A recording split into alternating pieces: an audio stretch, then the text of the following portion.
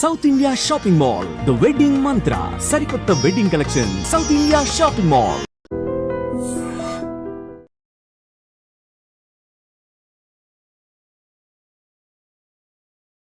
నమస్తే, నేను Kavitha. Welcome to new series news and నిజాలు ఆన్ ఐ డ్రీమ్. నిజంగా ఇండియా పాకిస్తాన్ మధ్య ఉండాల్సినటువంటి ద్వైపాక్షిక సంబంధాలు ఎలా ఉన్నాయి, భవిష్యత్తుని ఎలా ఊహించుకోగలము? నా ఒంట్లో రక్తం కాదు సింధూరం ప్రవహిస్తోంది అని ప్రధానమంత్రి నరేంద్ర మోదీ అయితే చాలా తీవ్రమైనటువంటి స్వరంతో చెప్తుంటే, భారతీయులుగా ఇక్కడున్నటువంటి స్థానికులుగా మనం దేని మీద పోరాటాలు చేస్తున్నాం, ఎందుకోసం ఫైట్ చేస్తున్నాము, యాక్చువల్గా ఫోకస్ దేని మీద ఉండాల్సిన అవసరం ఉంది. మనతో పాటుగా ఉన్నారు senior journalist and analyst Suresh Kochattil garu. Suresh గారు నమస్కారం అండి.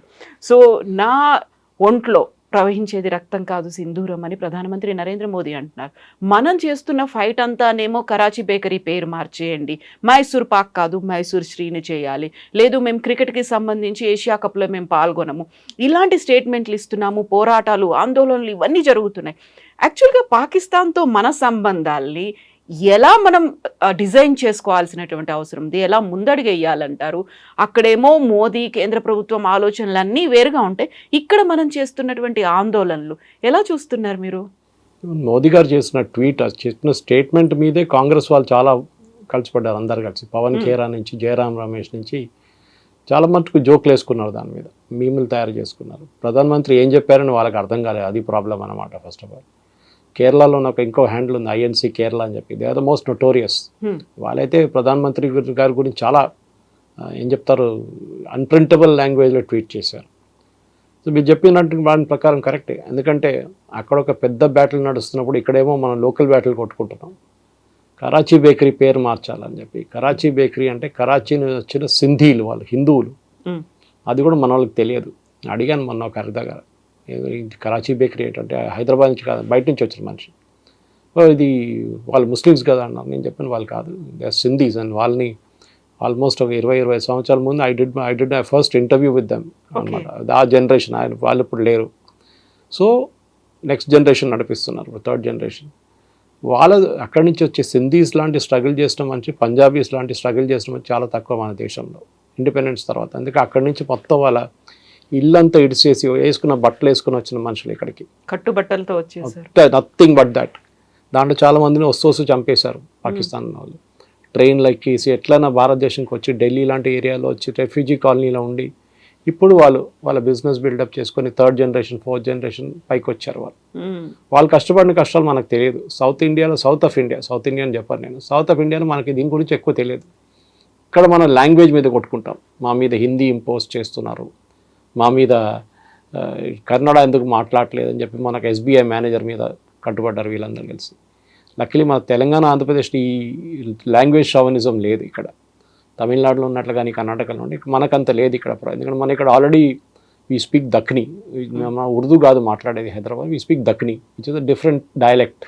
దాంట్లో మరాఠీ ఉంటుంది, దాంట్లో కన్నడిగా ఉంటుంది, కన్నడ ఉంటుంది. దాంట్లో మీరు చూసుంటారు కైకో అంటారు, అది టిపికల్ మహారాష్ట్రియన్ వర్డ్. అది హౌ, కైకో, ఇదంతా చాలా మటుకు నిజాం స్టేట్ నుంచి ఇంటిగ్రేట్ చేసుకొచ్చిన లాంగ్వేజ్ అనమాట. సో మనకు ఆ ప్రాబ్లం లేదు. మన ప్రాబ్లం ఏంటంటే మన దేశంలో చిన్న దాని మీద పట్టుకొని మనం దాన్ని పెద్ద ఇష్యూ చేస్తాం అన్నమాట. మీరు చెప్పినట్లు మైసూర్ పాక్ ఉందని చెప్పి దాన్ని చేంజ్ చేసేద్దాం, మైసూర్ శ్రీ చేద్దామా, మైసూర్ ఇండ్ చేద్దామని. తింటున్న దానికి ఎందుకంటే కొట్టుకోవడం నాకు అర్థం కాదు, దాంట్లో పాక్ ఎందుకు వచ్చింది మీకు అర్థం కాదు ఫస్ట్ ఆఫ్ ఆల్. అదొకటి. ఇదిగా చాలా మటుకు డిబేట్స్లో కూడా మీరు బిలీవ్ చేయరు, లాస్ట్ ఎస్పెషల్లీ 10-15 డేస్ నుంచి ఈ పెహల్గామ్ జరిగిన తర్వాత కూడా మోదీ గారు ఎందుకు బాంబు వేయట్లేదు, మోదీ గారు నాకు ఫోన్ చేసి అడుగుతారు.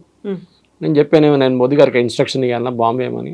ఆయన మీటింగ్ పెట్టారు, టైం తీసుకుంటారు, 10-15 డేస్ మినిమం తీసుకుంటారు. ఇంటెలిజెన్స్ కావాలి, హ్యూమన్ ఇంటెలిజెన్స్ కావాలి, టెక్నికల్ ఇంటెలిజెన్స్ కావాలి, ఆర్మ్ ఫోర్సెస్ రెడీ కావాలి, ఎయిర్ ఫోర్స్ పైలట్ రెడీ. మీకేం పోదండి, ఒక ఎయిర్ ఫోర్స్ పైలట్ పైకి వెళ్ళి వాళ్ళు అటాక్ చేస్తున్నప్పుడు వాళ్ళ మీద ఒక మిసైల్ కొట్టి వాళ్ళు పడిపోతే, వాళ్ళు చనిపోతే, లేదా ఎక్కరాడిపోతే అప్పుడు మీరేమంటారు? అప్పుడు పాట మార్చేస్తారు. మోదీ గారికి తెలియదు, మోదీ గారు ఎందుకు చేస్తున్నారు యుద్ధం అంటారు. వీ షుడ్ హ్యావ్ పీస్ అంటారు. అప్పుడు మారిపోతుంది లాంగ్వేజ్ అంతా. సో మనకేంటంటే మన చిన్న బ్యాటిల్స్లో ఉంటాం. మనం ఇప్పుడు నేను ఎప్పుడు రిపీట్ చేస్తుంటాం, మనం ఒక వీక్ ఫైనాన్స్ ఎక్స్పోర్ట్స్ అయిపోతాం బడ్జెట్ టైం వచ్చినప్పుడు. ఇప్పుడు యుద్ధాలు ఎక్స్పోర్ట్ అయిపోయినాం, తర్వాత ఐపీఎల్ నడుస్తున్నప్పుడు క్రికెట్ ఎక్స్పోర్ట్ అయిపోతాం మనం, ధోని దగ్గర ఎట్లా బ్యాటింగ్ చేయాలని చెప్తాం మనం. అది సో ఇట్లాంటి దాంట్లో మనకు ఒక మెచ్యూరిటీ లేదు, అది ప్రాబ్లం. సో మీరు చూసుంటారు ఇక్కడ ఇదొక్కటే కాదు ఇష్యూ, మేజర్ ఇష్యూస్ కూడా అంతే. ఏదైనా ఒక మాట డిబేట్కి వస్తే స్కూల్ గురించో లేకుంటే ఎడ్యుకేషన్ గురించో దేని గురించో మాట్లాడితే ఎక్కడికో వెళ్ళిపోతారు వాళ్ళు రూట్ తీసుకొని. సో లాజికల్ ఆర్గ్యుమెంట్ అనేది మన దాంట్లో లేదు. First of all logically argue చేయాలంటే మీకు ఇన్ఫర్మేషన్ ఉండాలి మీ దగ్గర, అది లేదు మన వాళ్ళ దగ్గర. నా దగ్గర ఆర్గ్యూ చేస్తే చాలామంది, ఎస్పెషలీ వాట్సాప్లో ఆర్గ్యూ చేస్తున్న చాలామంది ఉన్నారు.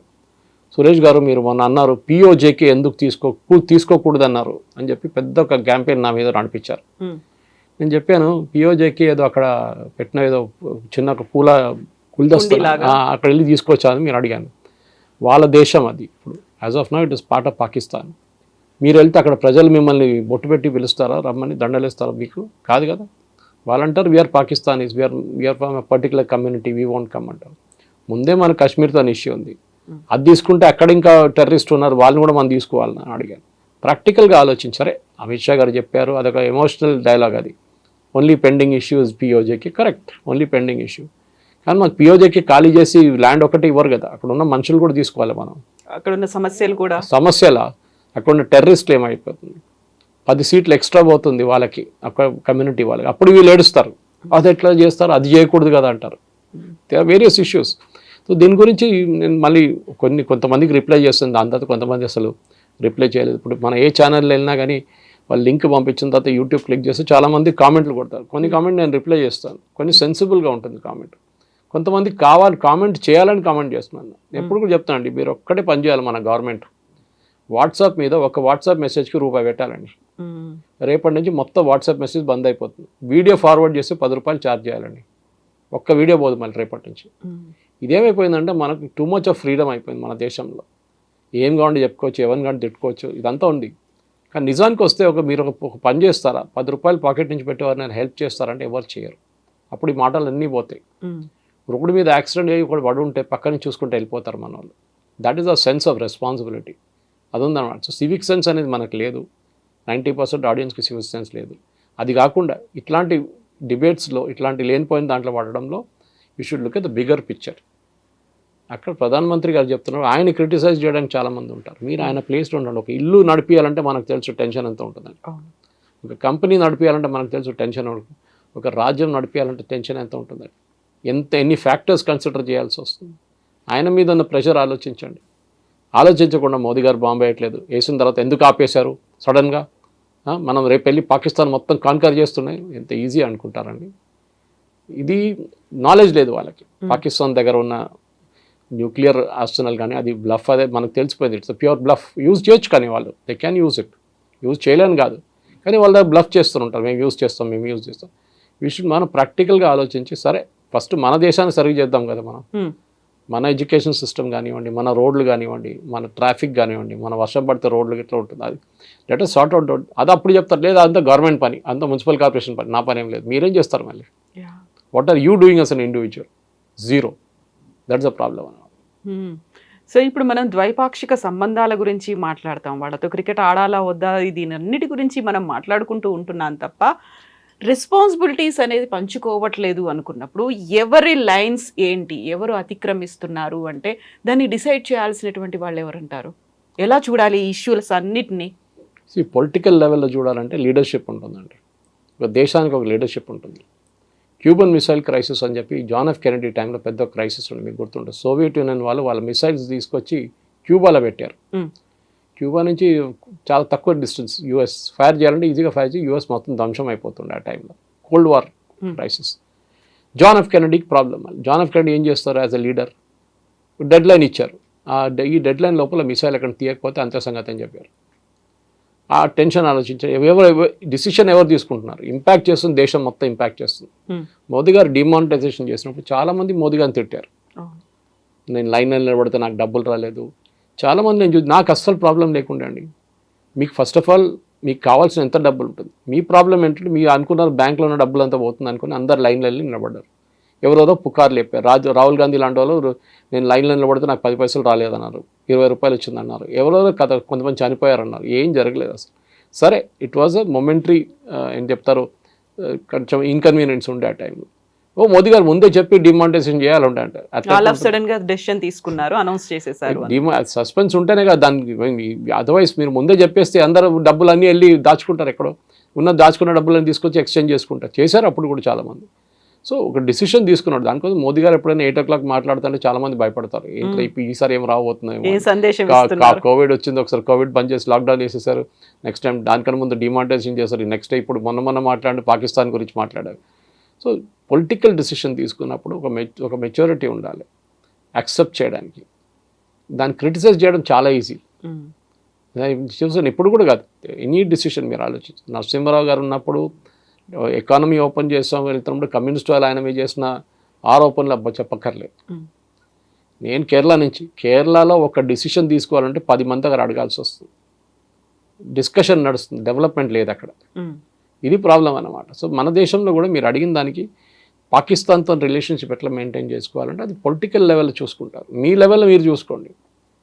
మీరు పాకిస్తాన్ నుంచి ఎవరైనా ఇన్వైట్ చేస్తున్నారా, then there is an issue. ఇప్పుడు పరిస్థితుల్లో లేకుండా మీరు ఇన్వైట్ చేయొచ్చు ఎవరినా కావాలంటే.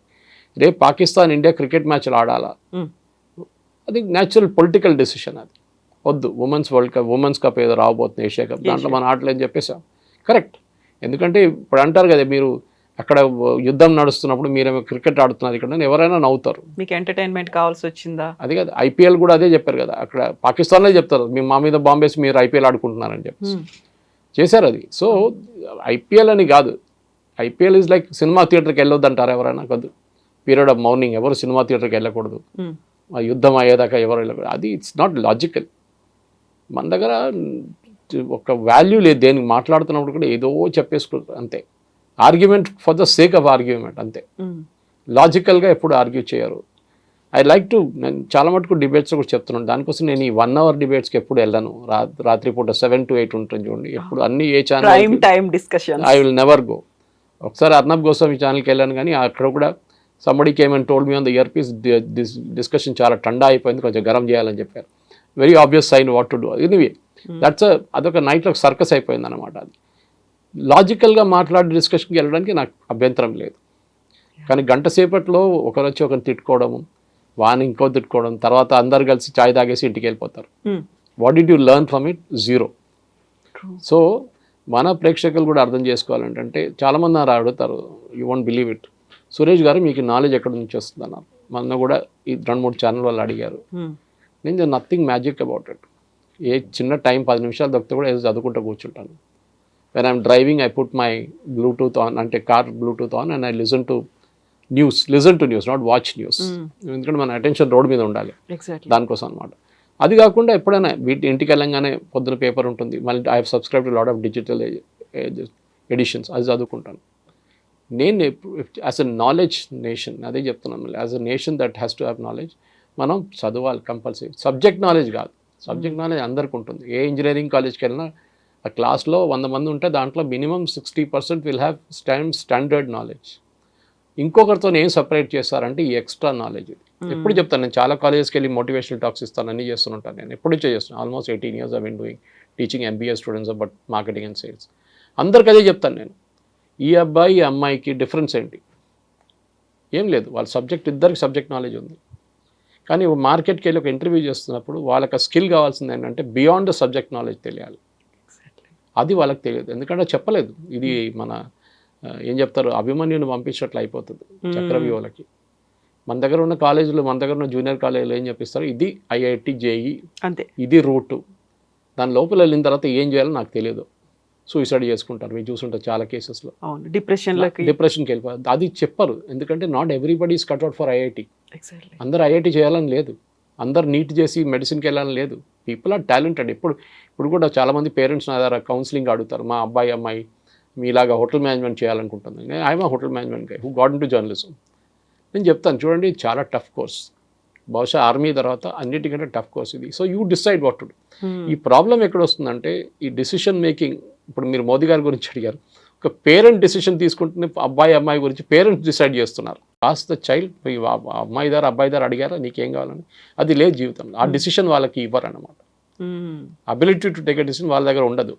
వాళ్ళు పెద్దగా అయ్యి దాని తర్వాత, నాకు తెలిసిన చాలా మటుకు డాక్టర్లు ఒక రోజు కూడా ప్రాక్టీస్ చేయలేదు, some had gone to digital media, 1% went to news field.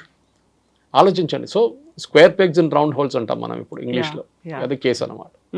So leaders ability మీద మనకు డౌట్ ఉంటుంది, స్టూడెంట్స్ మీద కూడా డౌట్ ఉంటుంది. ఇలాంటివి అనుకుంటున్నప్పుడు వెరీ రీసెంట్గా మోదీ చేసినటువంటి కామెంట్స్, నా దేహంలో బ్లడ్ కాదు సింధూర్ ప్రవహిస్తోంది, ఇంత స్ట్రాంగ్ స్టేట్మెంట్స్ చాలా గట్టిగా చెప్తున్నారు.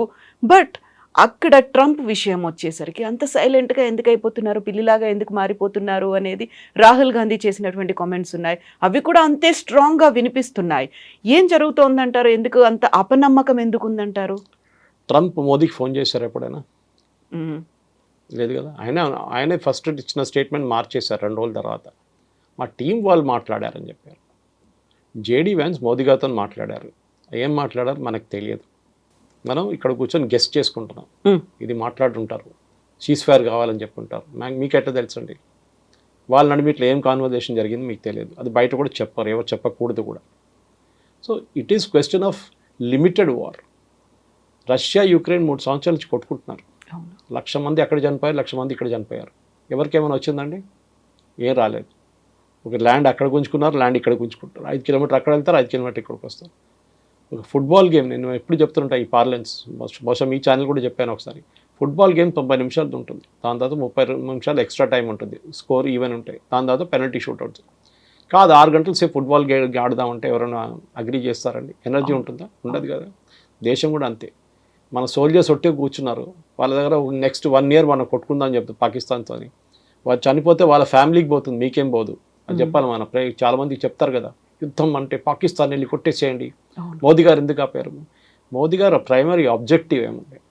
టెర్రరిస్ట్ క్యాంప్ కొట్టడం. చేశారా? చేశారు. దాన్ని కూడా రాహుల్ గాంధీ పిల్లలు పెట్టారు. జయశంకర్ గారు ఇచ్చిన స్టేట్మెంట్ ట్విస్ట్ చేసి before the start of the operation అని చెప్పారు జయశంకర్ గారు. Not before, start of the operation we inform Pakistan. అది స్టాండర్డ్. మనం సైన్ చేసిన అగ్రిమెంట్ నిన్న బయటకు వచ్చింది ఒకటి 94లో.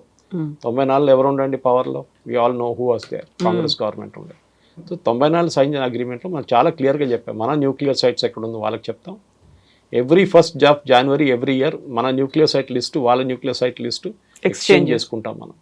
అది కాకుండా ఏదైనా మేజర్ ఆపరేషన్ చేసే ముందు వీ విల్ ఇన్ఫార్మ్ దెమ్, మా ట్రూప్స్ మూవ్ అవుతుంది, మీరు టెన్షన్ పడకండి. This is for a regular training exercise. Even Israel కూడా ఫస్ట్ టైం బాంబింగ్ జరిగినప్పుడు కూడా గాజా మీద కానివ్వండి, హూతీల మీద కానివ్వండి, ఈవెన్ రెస్పాండింగ్ టు లెబనన్, వాళ్ళు ఫోన్ పికప్ చేసి 5-6 దేశాలకు చెప్తారు. మెయిన్గా యుఎస్, యూరోప్లో యూకే, జర్మనీ, ఫ్రాన్స్, అట్లాంటి 5-6 నేషన్. యూఎన్లో ఎవరు ఉంటే యూఎన్ కూడా చెప్పిస్తారు. మనం కూడా అదే చేసాం. The moment the war started, the moment the action started, 7th రోజు డీజీఎంఓ ఆయన ప్రెస్ కాన్ఫరెన్స్ చెప్పారు, మన వాళ్ళు అది వినలేదు. ఈ పవన్ ఖేరా కానీ, జయరామ్ రమేష్ కానీ, రాహుల్ గాంధీకి తెలియదు. DGMO sir, I tried reaching out to my Pakistani counterpart but he refuse to take the call. So నేను చెప్పాను, ఆల్రెడీ మీ బేసిస్ ఇట్లా టెర్రరిస్ట్ బేస్ మీద అటాక్ చేశాము అని చెప్పంగానే okay we will respond with more force అని చెప్పి ఫోన్ పెట్టేశారంట. That's a hotline actually. Dial చేయక్కర్లేదు, ఫోన్ పికప్ చేస్తే ఆ ఇంట్లో రింగ్ అవుతుంది అది అట్లా. సో ఆ రెస్పాన్స్ అక్కడ ఆగిపోయింది, దాంతో ఫినిష్. కానీ మళ్ళీ పాకిస్తాన్ వచ్చారు బయటికి, మళ్ళీ వచ్చి మన మీద దాడి చేసాం, మనం రిటర్న్ దాడి చేశాం. సో మోదీ గారు ఎందుకు ఆపారు? మోదీ గారు ట్రంప్ మాట వినంగానే పడిపోతారు అట్లేం లేదు. మన సెల్ఫిష్ ఇంట్రెస్ట్ ఉంటుంది. ట్రంప్తో చేసిన డీల్ మనకు తెలియదు, బహుశా మోదీ ఇండికేట్ చేశారు అది. అంటే నెక్స్ట్ టెర్రరిస్ట్ అటాక్ చేస్తే they given us a free hand. Pakistan వైపు నుంచి ఆ పెహల్గామ్ లాగా, ఉరీ లాగా, లేకుంటే పుల్వామా లాగా ఏదైనా మేజర్ అటాక్ జరిగితే భారతదేశం ఏం కావాలంటే చేసుకోవచ్చు అని చెప్పి that is the assurance which US has given. Obviously చాలా మటుకు జయశంకర్ గారు కానీ, ప్రధానమంత్రి గారు కానీ, రాజ్నాథ్ సింగ్ గారు కూడా, అమిత్ షా గారు చాలా క్లియర్గా చెప్పారు నెక్స్ట్ అటాక్ దిస్. ఇప్పుడు పాజ్ బటన్ వస్తామని, స్టాప్ బటన్ వస్తలేదు, it's on pause. So Trump చెప్పిన దానికి మోడీ గారు పడడానికి ఏం లేదండి. Trump is a transactional man, మనం అర్థం చేసుకోవాలి. రియల్ ఎస్టేట్ నుంచి వచ్చింది ఆయన, ఆయనకి పబ్లిసిటీ కావాలి, ఆయనకు డెస్పరేట్గా ఒక నోబెల్ పీస్ ప్రైజ్ కావాలి. వీళ్ళిద్దరిని కల్పిస్తే నేను మళ్ళీ యుక్రెయిన్ రష్యాని కూడా చేసేస్తే నాకు ఒక నోబెల్ పీస్ ప్రైజ్ ఇస్తాను. క్లింటన్కి ఇచ్చారు ఒకసారి, ప్యాలెస్టైన్ ఇజ్రాయెల్ కాన్ఫ్లిక్ట్కి డీల్ చేసి యాసిర్ అరాఫాత్, ఇత్సాక్ రబీన్ కూడా ఇచ్చారు, నాకు కూడా కావాలని చెప్పేసి. ఆయన చేసిన స్టేట్మెంట్ ఆయన కంట్రీలోనే సీరియస్గా తీసుకోరు. మనం చూస్తుంటాయి, నిన్న యాపిల్ ఐఫోన్ గురించి ఒక ట్వీట్ పెట్టారు. అంటే నేను 25% డ్యూటీ పెడతానండి. ఎవరికి పోతుందండి? ఎవరు కడతారు ఎక్స్ట్రా 25%? కొంటున్నా యుఎస్ గవర్నమెంట్ కాదు, ఎవరు కొంటారో వాళ్ళు కడతారు. యూఎస్లో తయారు చేయాలంటే దానికన్నా ఎక్స్పెన్సివ్ అయిపోతుంది, డబుల్ ద రేట్ అయిపోతుంది ఫోన్ది. బయట ఎందుకు చేపిస్తారంటే వాళ్ళ వేజెస్ తక్కువ ఉంటుంది. ఇండియాలో ఉన్న వేజెస్ కానీ, చైనాలో ఉన్న వేజెస్ కానీ, వియట్నాంలో ఉన్న వేజ్ తక్కువ ఉంటుంది. So that is why the phones are made here. యూఎస్లో ఇచ్చే జీతాలు ఇస్తే ఆ ఫోన్కి డబుల్ ద రేట్ అయిపోతుంది. సో వీ కెనాట్ అఫోర్డ్ అని చెప్పి అక్కడ సో దానికి ట్వీట్ చేసి నేను వాడిని ధమ్కి ఇచ్చాను, నేను అది చెప్పాను. టిమ్ కుక్ ఏమైనా స్టేట్మెంట్ ఇచ్చారండి ఫ్రమ్ యాపిల్ సైడ్? నో. ఆయన షేర్ హోల్డర్స్ ఉన్నారు, వాళ్ళకి స్టేట్మెంట్ ఇవ్వాలి కదా, ఏం చెప్పలేదు. వీఆర్ కంటిన్యూయింగ్ బికాస్ యాపిల్ డైరెక్ట్గా భారతదేశంలో ఫోన్లు తయారు చేయవు. ఇట్స్ కంపెనీ కాల్ ఫాక్స్కాన్ చేస్తున్నారు వాళ్ళు చాలామందికి తయారు చేస్తారు ఫాక్స్కాన్ లాంటి కంపెనీ. సో వాళ్ళు చేస్తే పని వాళ్ళు చేస్తున్నారు.